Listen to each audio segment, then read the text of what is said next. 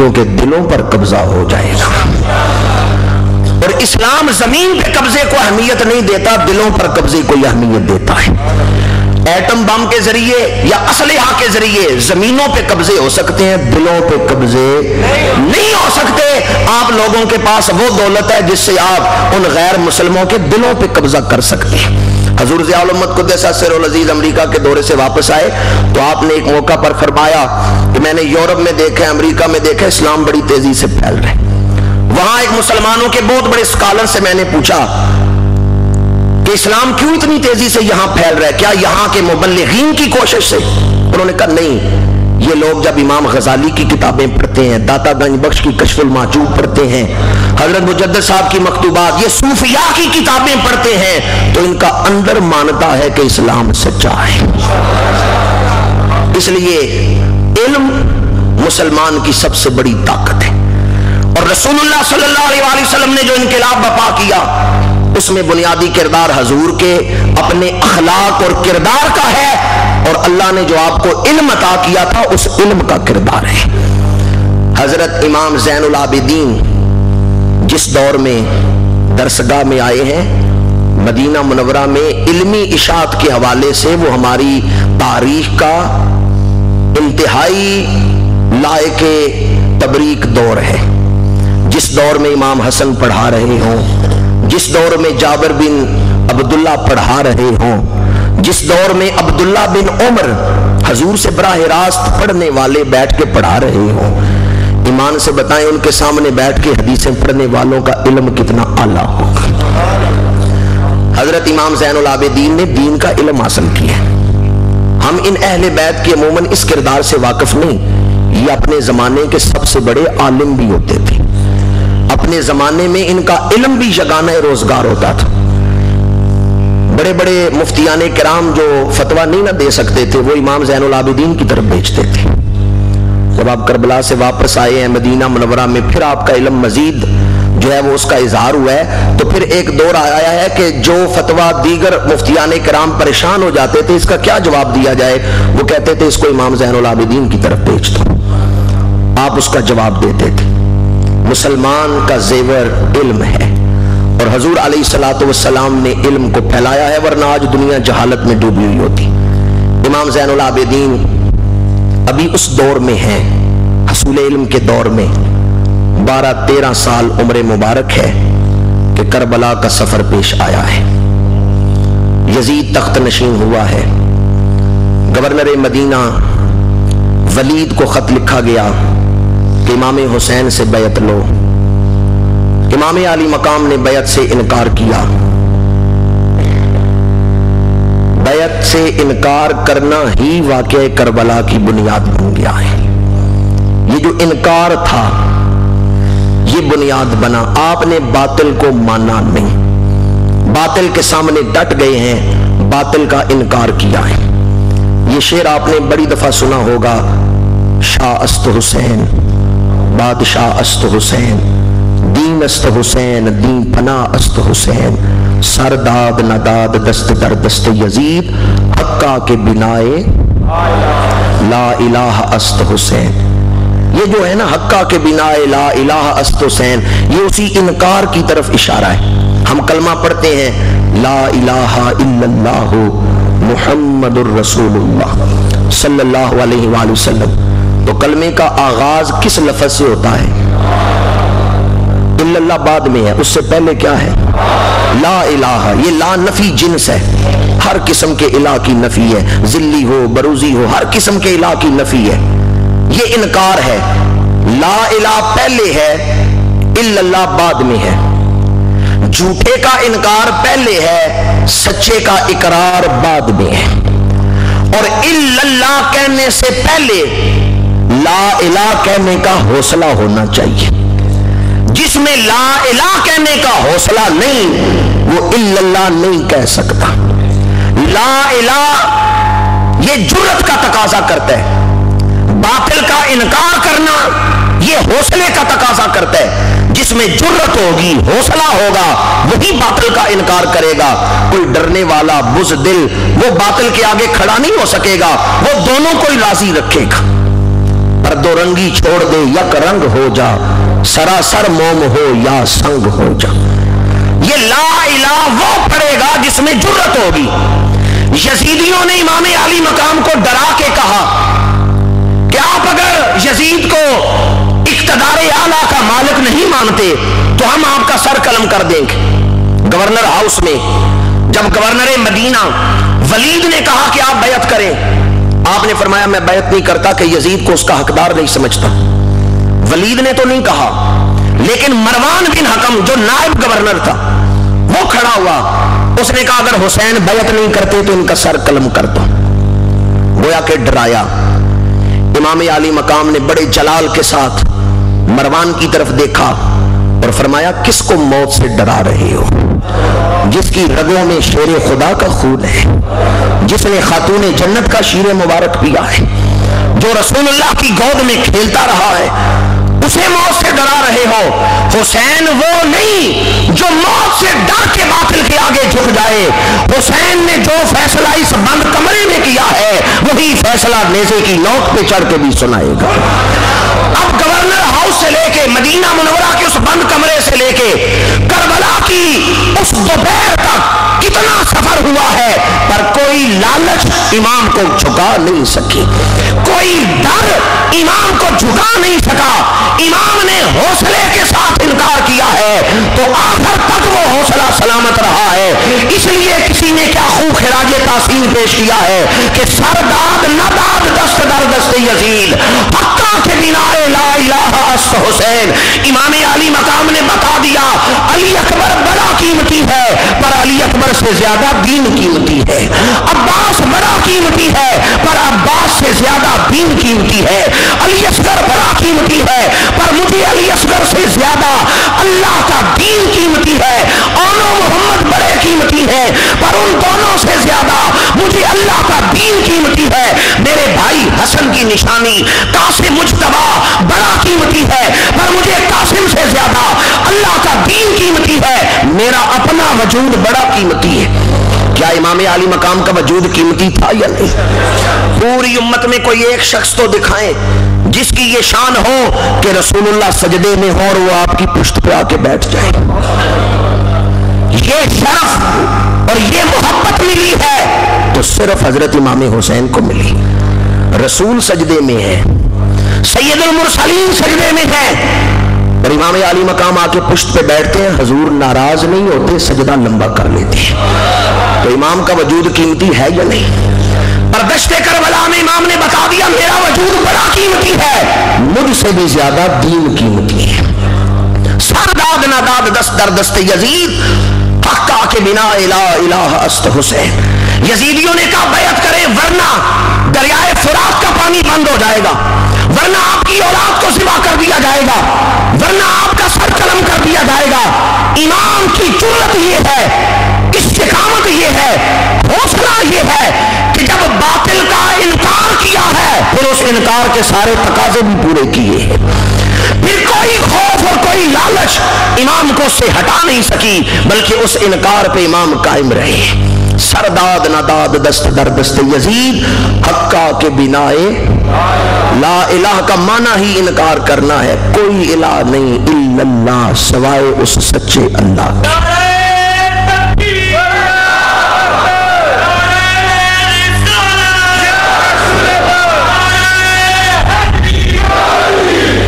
یہ انکار ہی باعث بنا ہے امام نے مدینہ منورہ سے خروج کیا، مکہ شریف آئے، 4 مہینے مکے میں رہے، پھر آپ مکہ چھوڑتے ہیں، کوفے کی طرف حاجیوں کے لباس میں کرائے کے قاتل مکے میں آ گئے جو امام کے خون سے ہاتھ رنگنا چاہتے تھے، اور امام نے خطبہ دیا میں نہیں چاہتا میری وجہ سے حرم کی زمین خون آلود ہو۔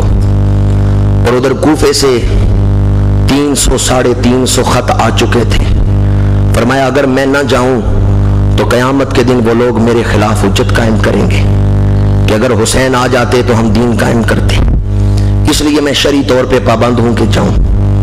امام یہ خطبہ دے کے کوفے سے نکلے، مکہ سے نکلے کوفے کی طرف، راستے میں فرزدق شاعر نے روکا، کوفے والے وفادار نہیں، آپ نہ جائیں۔ آپ نے فرمایا یہ امر ہے، میرا جانا امر ٹھہرا ہے، اس لیے تم مجھے روک نہیں سکتے۔ اگلی منزل پہ گئے تو کوفے سے قاصد آیا، اس نے کہا آپ نے اپنا قاصد بنا کے بھیجا تھا حضرت مسلم بن عقیل کو، گورنر کوفہ عبید اللہ ابن زیاد نے انہیں شہید کروا دیا اور ان کے دونوں بیٹے بھی شہید ہو چکے ہیں۔ سفیر حسینیت مسلم بن عقیل شہید ہو گئے۔ میں اور آپ بھی بیٹیوں والے ہیں، بیٹی کے سر سے باپ کا سایہ اٹھ جائے بیٹی کے لیے بڑے ہی دکھ اور رنج کی بات ہے۔ حضرت مسلم بن عقیل کوفے میں شہید ہوئے، لیکن ان کی بیٹی قافلہ حسینی میں سفر کر رہی تھی، ان کی بیوی قافلہ حسینی میں تھی۔ امام عالی مقام نے جب یہ خبر سنی اپنے خیمے میں تشریف لے گئے اور حضرت مسلم بن عقیل کی بیٹی کو بلایا، اس بچی کا ماتھا چوما، سینے سے لگایا، پیار کیا، اپنا صندوق کھولا، کچھ تحائف اس بچی کو دیے، تو وہ بیٹی توتلی زبان میں عرض کرتی ہے چچا آج تو آپ اس طرح پیار کر رہے ہیں جیسے یتیموں سے پیار کیا جاتا ہے، کہیں میں یتیم تو نہیں ہو گئی؟ امام کی آنکھیں آنسوؤں سے بھر گئیں، فرمایا بیٹی تو ٹھیک سمجھی ہے، تیرے بابا مسلم بن عقیل شہید ہو گئے، پر تو دل چھوٹا نہ کر، حسین تیرا باپ ہے، تیرے بھائی شہید ہو گئے پر علی اکبر تیرا بھائی ہے، علی اصغر تیرا بھائی ہے، علی اوسط زین العابدین تیرا بھائی ہے، تو یہ نہ سوچنا تیرے بھائی شہید ہو گئے ہیں تو بھائیوں سے معروم ہوگی، یا نہیں، علی اکبر تیرا بھائی ہے، زین العابدین تیرا بھائی ہے، مسلم بن عقیل شہید ہو گئے پر میں تیرا باپ ہوں۔ امام اس بچی کو تسلی دے رہے ہیں، وہ پڑھتی ہے انا للہ و انا الیہ راجعون۔ امام نے فرمایا بیٹی تو نے میرا دل خوش کر دیا یہ آیت پڑھ کے کہ آل رسول کی عورتیں، مرد تو رہ گئے مرد، عورتیں بھی اتنی حوصلے والی ہیں کہ دکھ کے وقت وہ بال نہیں کھولتی اور بین نہیں کرتی، بلکہ دکھ کے وقت بھی وہ لوگوں کو قرآن پڑھ کے ہی سناتی ہیں۔ پھر امام باہر آئے، مشاورت ہوئی، فیصلہ ہوا کہ سفر جاری رہے گا۔ وہ تفصیل سے سفر میرا موضوع نہیں، اس لیے گفتگو کو امام زین العابدین کے آپ کی ذات اور شخصیت کے دائرے کے گرد ہی رکھنا چاہتا ہوں۔ 7 محرم الحرام کو شمر اور عمر بن سعد سے مذاکرات کا فیصلہ یہ ہوا کہ امام بیعت نہیں کریں گے۔ 8 محرم 9 محرم انتہائی دکھ اور تکلیف کے عالم میں گزرے۔ امام مہمان تھے اور کوفے والے اپنے مہمان پر پانی بند کر رہے ہیں۔ بھلا کسی کو گھر بلا کے بھی پانی بند کیا جاتا ہے، مہمانوں کے ساتھ بھی ایسا سلوک کیا جاتا ہے؟ انہوں نے تو خط لکھ کے بلایا تھا، امام خود تو نہیں گھر سے نکلے تھے۔ اور پھر سفر میں صرف مرد ہوں تو دکھ برداشت کرنا آسان ہے، لیکن اگر قافلے میں پردہ دار بیبیاں بھی ساتھ ہوں اور دشمن گھیر لے تو مصیبت کو برداشت کرنا مشکل ہو جاتا ہے۔ صرف مرد ہونا قافلے میں تو تکلیف کو برداشت کرنا آسان ہے، لیکن اس قافلے میں تو امام کے ساتھ وہ پردے دار بیبیاں ہیں جن کی عزت و عفت پر جنت کی حوریں بھی رشک کرتی ہیں، ایسی مخدرات عصمت اس قافلے میں ہے۔ امام عالی مقام پر کس قدر دکھ کی گھڑی آئی ہے کہ عین حالت سفر میں گھر سے باہر ہیں اور جہاں پہنچ رہے ہیں ابھی اس منزل سے دور ہیں، سفر میں دشمن نے گھیر لیا ہے۔ مسافروں پہ تکلیف آئے تو تکلیف کا احساس زیادہ ہوتا ہے، اپنے گھر میں آدمی تکلیف اٹھائے تو قدرے اسے برداشت کر لیتا ہے، لیکن سفر میں مصیبت آئے تو احساس بڑھ جاتا ہے۔ امام حالت سفر میں ہیں، پردے دار بیبیاں، دودھ پیتے بچے ساتھ ہیں، لیکن سلام امام کی جرت کو، سارے دکھ برداشت کر لیے ہیں پر خلافت کی عظمت پہ یزیدیت کا داغ نہیں لگنے دیا، ورنہ آنے والے مورخ کیا لکھتے کہ یہ اسلام کی خلافت ہے جس میں یزید جیسا شخص بھی خلیفہ بن جاتا ہے۔ امام عالی مقام نے اسلامی تاریخ کے حسن کو داغدار نہیں ہونے دیا کہ یہ اسلامی حکومت ہے، یہ خلافت راشدہ ہوتی ہے جس میں یزید جیسا شخص بھی مسلمانوں کا حکمران بن جاتا ہے اور امام عالی مقام جیسا شخص بھی وہاں خاموش رہتا ہے اور بیعت کر لیتا ہے۔ امام نے اسلام کی عظمت کو بچا لیا، نظریے کو بچا لیا ہے اور اسلام کی تاریخ کو بدنما ہونے سے بچا لیا ہے۔ 10 محرم الحرام جب امام لاشیں اٹھا رہے ہیں تو حضرت زین العابدین اس وقت شدید بخار میں ہیں، تپ رہے ہیں، لرز رہے ہیں، اتنا شدید آپ کو بخار ہے کہ آپ کھڑے نہیں ہو سکتے، کھڑے ہوتے ہیں تو لاٹھی کے سہارے اور کانپتے ہیں۔ 12-13 سال عمر ہے، بخار ہے، جسم کانپ رہا ہے، پر دیکھتے ہیں میرا بوڑھا باپ جا کے جوان بیٹے کی لاش اٹھا کے لا رہا ہے۔ کوئی اندازہ کر سکتا ہے حضرت زین العابدین کے دل پہ اس وقت کیا کیفیت گزرتی ہوگی؟ میرا بوڑھا باپ 56 سالہ عمر میں حضرت امام علی مقام 30 سال کے جوان بھائی عباس کی لاش اٹھا کے لا رہے ہیں۔ 72 لاشیں امام علی مقام نے اٹھائیں، پر کسی مقام پر بھی شکوہ نہیں کیا۔ جو لوگ امام علی مقام کے در سے فیض حاصل کرتے ہیں وہ بھی مستجاب الدعوات ہو جاتے ہیں۔ جانتے ہیں نا مستجاب الدعوات کسے کہتے ہیں؟ جن کی دعائیں اللہ قبول فرما لیتا ہے۔ جو در حسین کے سچے نوکر ہوں، فیض یاب ہوں، وہ مستجاب الدعوات ہوتے ہیں۔ آپ لوگوں کا کیا خیال ہے خود امام علی مقام کی دعاؤں کی شان کیا ہوگی؟ اگر وہ یزیدیوں کے خلاف دعا کرتے تو کیا عذاب نازل ہوتا؟ لیکن جب بھی کوئی لاش اٹھا رہے ہیں تو یہی کہتے ہیں ردم بے قدائک انا راضٍ بما شئت، پروردگار جو تیری رضا ہے اس میں تیرے نبی کا نواسہ خوش ہے۔ انا راضٍ بما قضا انا راضٍ بقضائک، جو تیرا فیصلہ ہے اسی میں میں راضی ہوں۔ 72 لاشیں اٹھائیں، دکھ ہار گئے پر امام حسین نہیں ہارے، غم ہار گئے پر امام حسین نہیں ہارے۔ خیمے میں آئے، حضرت زین العابدین کو دیکھا تڑپ رہے ہیں بخار سے، تو فرمایا سوچا میرے بیٹے کا دکھ کچھ ہلکا ہو جائے۔ پیار کرتے ہوئے فرمایا بیٹا زین العابدین مانگو، کیا مانگنا چاہتے ہو؟ کوئی دل میں خواہش ہو تو کرو، کیونکہ اب امام نے الوداع کرنا تھا اور خود میدان میں جانا تھا۔ فرمایا بیٹا زین العابدین دل میں کوئی خواہش ہو تو کر لو، تیرا باپ تم سے جدا ہونا چاہتا ہے۔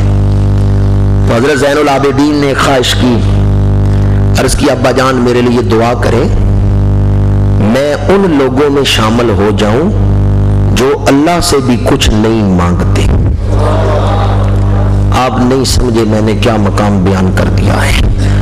یہ رضا و تسلیم کا اعلیٰ مقام ہے، اور اس پر جب آپ حضرت امام علی مقام کا جواب سنیں گے تو پھر پتا چلے گا کتنا اونچا جواب ہے۔ امام علی مقام نے فرمایا زین العابدین مانگو، کیا خواہش ہے؟ یہ نہ سوچنا تمہارے باپ نے تمہاری خواہش نہیں پوری کی، دل میں کوئی آرزو اور خواہش ہو تو کر لو کہ تم سے جدائی کا وقت قریب آ رہا ہے۔ حضرت زین العابدین عرض کرتے ہیں ابا جان دعا کریں اللہ مجھے ان لوگوں میں شامل کرے جو اللہ سے بھی کچھ نہیں مانگتے۔ امام کی آنکھوں سے اشکوں کی برسات لگ گئی۔ فرمایا بیٹا تیرے اس جواب سے، تیرے اس کلام سے تو پیغمبرانہ ادب کی خوشبو آ رہی ہے۔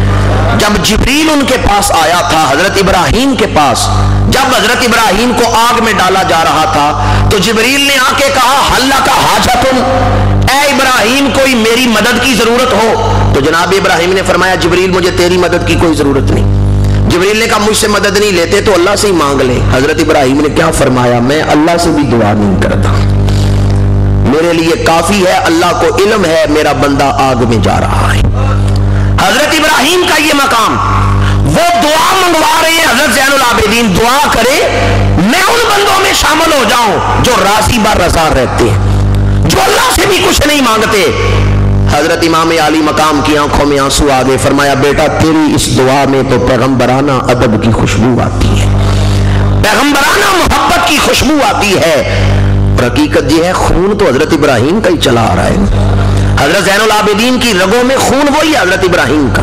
حضرت ابراہیم کی اولاد جناب اسماعیل، اور جناب اسماعیل کی اولاد میں رسول اللہ صلی اللہ علیہ وآلہ وسلم ہے، اور حضرت علی شیر خدا، اور گویا حضرت زین العابدین ننیال ددیاد دونوں طرف سے ابراہیمی ہے۔ یہ بڑا اونچا مقام ہے، صبر و رضا کا انتہائی اعلیٰ مقام ہے کہ اللہ تعالیٰ دکھ دے بندہ پھر بھی راضی. اللہ